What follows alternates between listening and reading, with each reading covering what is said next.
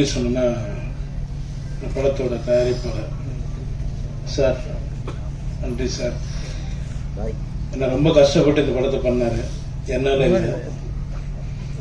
அவர் finance ரீதியாகவும் எல்லா விதத்திலையும் ரொம்ப கஷ்டப்பட்டு அந்த படத்தை பண்ணாரு. அதுக்காக இந்த படம் ஓடணும் சார். கண்டிப்பா சப்போர்ட் பண்ணுவோம் கடவுள். அடுத்து வினேஷ் சார், டைரக்டர். அவர் சொன்னார் கரெக்ட், உண்மை.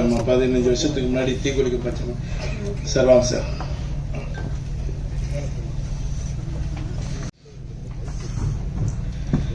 ஒரு 15 வருஷத்துக்கு முன்னாடி தீக்குளிக்கும் பச்சை மரம் படத்தை வந்து பிரச்சனைகள் அவர் சொன்ன மாதிரி, சார் சொன்ன மாதிரி வினேஷ் சார் டைரக்ஷன் பண்ணாரு. அதில் ஒரு சின்ன கேரக்டர் பண்ணாங்க. அவரோட ஃப்ரெண்டு கேரக்டர் பண்ணோம். 1000 ரூபா சம்பளம் தரேன் அப்படின்னாரு. சரி ஓகேங்க. ரொம்ப வருஷம் விட்டு அதுக்கப்புறம் நாங்கள் எங்கள் 2 பேருக்கும் கான்டாக்ட் இல்லாமல் இருந்தது. ஒரு 5-6 வருஷத்தை விட்டு ஒரு ஃபோன் வந்தது. அந்த வாய்ஸ் கேட்டு தான் நான் வந்து பேரோட கேட்காம வினேஷ் சார் எப்படி இருக்கீங்கன்னு ரொம்ப ஷாக் ஆகிட்டாரு. ஏன்னா நான் பழசம் மறக்க மாட்டேன். நமக்கு 1 ரூபா 2 ரூபா கொடுத்துன்னு நான் மறக்க மாட்டேன்.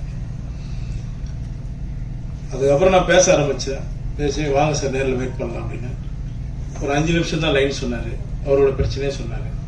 ஓகே படம் பண்ணலாம் சார், நீங்கள் படம் ஸ்டார்ட் பண்ண அப்படின்னு. பண்ண படம் தான் இந்த படம். இந்த படத்தில் நடித்த எல்லாருக்குமே நான் நன்றி தெரிவிச்சுக்கிறேன்.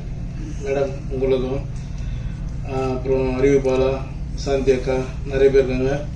மதம்பட் சார் வந்து அவர் சார் சொன்ன மாதிரி அவருக்கு வயசாகலங்க. ஒன்றும் எனக்கு ஒரு கதை சொல்லியிருக்காருங்க, டைரக்ட் பண்ண போறாரு.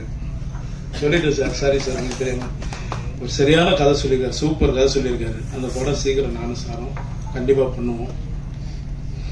தனஞ்சயன் சார் உங்களுக்கு ரொம்ப நன்றி சார். சார் உங்களுக்கு ரொம்ப நன்றி. ஏன்னா பயங்கர சப்போர்ட் பண்ணியிருக்காங்க இந்த படத்துக்காக. இந்த படம் ரிலீஸ் பண்ணுறதுக்கு தானு சாரும் தனஞ்சயன் சாருக்கும் நான் நன்றி தெரிவிச்சுக்கிறேன்.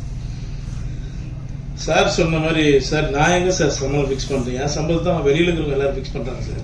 என் சம்பளம் எனக்கு எவ்வளோன்னு தெரியாது சார். அந்த சுச்சுவேஷன்ல தான் போயிட்டு இருக்கேன். நீங்க சொன்ன மாதிரி நாங்கள் எல்லாம் சம்பளம் கம் பண்றோம் சார். நீங்களே அனுப்புங்க சார், யார் ஒன்னாலும் அனுப்புங்க, நல்ல கதை கேட்டு அனுப்புங்க. சொல்ற சம்பளத்தை நீங்களே வாங்கி கொடுத்துருங்க. அதை கேட்டாதான் இங்க எதிரி ஆயிரும். அதான் உண்மை. இப்ப நம்ம வந்து நேற்று முந்தனாலும் வரல, யார் வேணாலும் என்ன வேணாலும் பேசுறாங்க. என் அசிஸ்டன்ட் என்கிட்ட ஒரு 3-4 வருஷம் ஒர்க் பண்ண ஒரு தம்பி ஒருத்தன் ஹீரோவை பண்ண போறேன்னு சொன்னான். ரொம்ப நல்ல விஷயம் போய் பண்ற போட அப்படின்னா. ஆனா அதில் 2 நாள் ஒர்க் பண்ணலாம், நீங்க எனக்கு ஒரு வாய்ப்பு கொடுத்தீங்கன்னா அது நல்லா இருக்கும் அப்படின்னா. சரி ஓகேடா, நான் எவ்வளவு பேர் போறோம் வாடா அப்படின்னு சொல்லி போனேன். அந்த படத்துக்கு தான் நான் 7 லட்சம் கட்ட 8 லட்சம் கட்டினாங்க. இது என் படம், நான் தான் வரணும். இல்லைன்னா தப்பு, நீங்களே நான் தப்பா எழுது. இது என்னோட படம். எனக்கு அவங்க சொன்னாங்க, நாங்கள் வந்துட்டோம். நான் சொல்லிட்டோமா, இன்னைக்கு பெரியவங்க இருக்காங்க, அவங்க இதுல சொல்லட்டுமா? எனக்கு எவ்வளவு பேர் பணம் தரணும் தெரியுங்களா? லிஸ்ட் எடுத்து கொடுக்கட்டுங்களா? உங்களால வாங்கி கொடுக்க முடியும்னா சொல்லுங்க, நான் எடுத்து கொடுத்துறேன். சார் உங்க லிஸ்ட் இருக்கா? என்ன லிஸ்ட் கொடுங்க, கொடுங்க, கண்டிப்பா கொடுங்க. இப்படி பேசாதீங்க. நாங்க சப்போர்ட் பண்ணி தான் நாங்க போயிட்டு இருக்கோம். என்ன பொறுத்த வரைக்கும் நான் எல்லாரும் சப்போர்ட் பண்ணிட்டு இருக்கேன். இன்னைக்கு 50-60 கோடி சம்பளம் வாங்குற டைரக்டர் கூட எங்கிருந்து ஆரம்பிச்சாங்க நீங்க எல்லாரும் ஒரு முறை யோசிங்க, சரிங்களா? இந்த படம் ரொம்ப கஷ்டப்பட்டு, நான் ஜாஸ்தி பேசல, எமோஷனல் ஆகல, அப்படியே ஃப்ரீயா விட்டுருவோம். பேசட்டும், கடவுள் பார்த்துக்குவோம், அவ்வளவுதான். நான் எதுவும் பேசலைங்க.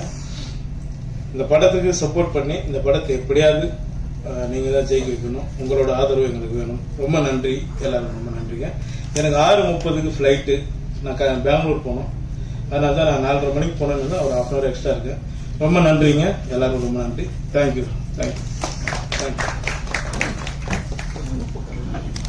Thank you so much. அடுத்தபடி